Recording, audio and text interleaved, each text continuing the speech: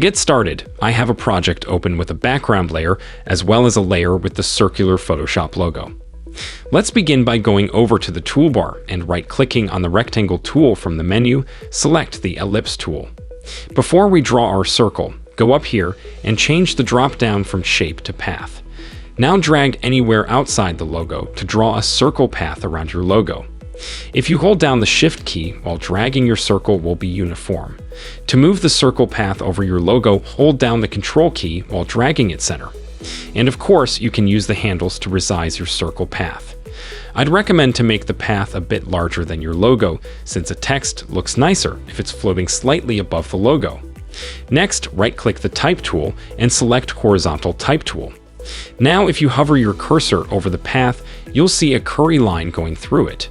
If you click now, you'll be able to type your texts along the circle path. Once you have your text, you can do all the normal things by selecting your texts and then changing its font size or whatever else. But for now, I'm just going to center mine, which will stop it from being cut off when we try to reposition it around the circle. To reposition it, we'll need to reselect the Ellipse tool and make sure your text layer is still selected.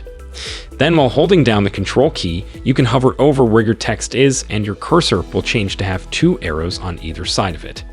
Now simply drag your text to reposition it to where you want it around your logo. Lastly, let's say you want to change how close your text is to the logo.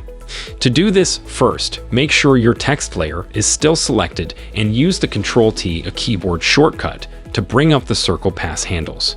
Now just use the handles to change its size.